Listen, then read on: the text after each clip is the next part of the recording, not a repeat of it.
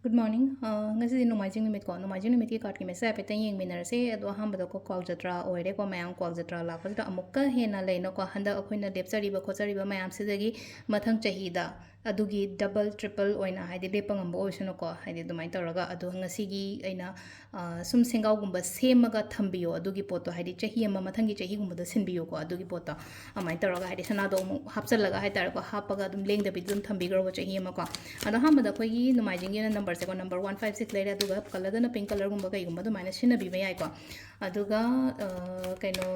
chak thong ko pada na amusida hapa ya base ko gi chini angang base khatang ko maming gi oina kai oina dumai tawraga hapa ya ko ado aduna adu oire ko ado card se ahum katang thok jara ko sidai ko card ahum sidagi haidi ama khanbira se ko haidi card number 1 card number 2 aduga card number 3 ko ahamba ani suba ahum suba ko ahamba kan se ani suba se kan tra ahum suba kan sira ama khanbira se ko ahamba khan bangai yenga se ko haidi number 1 khan bangai gena kari energies la ke number 1 gi oina lining ngong asi goina di lai pasana khoiram bi ba haiter spiritual phiengo bo se laga nu pi ama phamaga lai ji se lai ko aduduna ngasi goina haraga di pura haitar ko haidi mind se pura relax horaga aina khoiram ga dori ba ngasai kwak jatra gi kai gi lai no ko पुनिंग चंगना तौबियो बसेगी पोसे हाइतारे को हाइदी अमुका हेना फनबने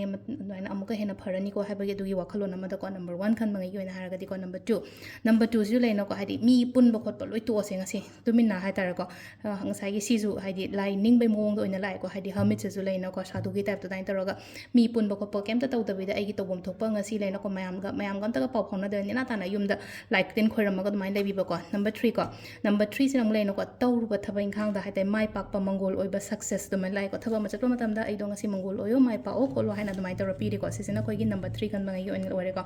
अदो timing सु हाइपे हाइजरमगे ma'am दा तरुक minute कुंथ्रा मापनदगिना पुंग 13 फाउंग लेरे को सिन अयुकिनि को अदगी बारोगा minute कुंतरेतेना पुंग अमगा minute 85 फाउंग लेरे अदगी पुंग मरीगा minute 95 पुंग 8 minute 19 फाउंग लेरे अदुगा नुंदांग अथेंगवेना बारोगा मिनिट 13 देना पुंग 2 मिनिट 3 फाउंग लेरे को अदुगा नोंगालमदागिना 3 मिनिट 18 देना पुंग 5 मिनिट 23 फाउंग लेरे को सिसिना खोइगी ngasiगी ओइना अफबा टाइमिंग को अदो ngsaigi sida leina ko aina ngasai semba ngasai sana kari kra du nungdang katpiram gadamni ko nungda wairam katpiramo nungdang wairam duk thaba khopa matamda aduga mathanggi numitang ngsaigi aina hapsagi ba kaino do haidi phadigo maru do khatang khara amadi yawraga leisano ba sida khara ma yawraga leisano haidi khara mana kamai tawgadage ha lokthoga ai ha ba hunjan biyo ba haidi hingon da kai da na hingon leitre na khala se haidi gamla da kai da hunjalaga hawalo ba dugi poto hawbra yengse ba haidi hawgani ba soidana ko adu hawrok pe matungina wakhanda ju khan bi be yai ko haidi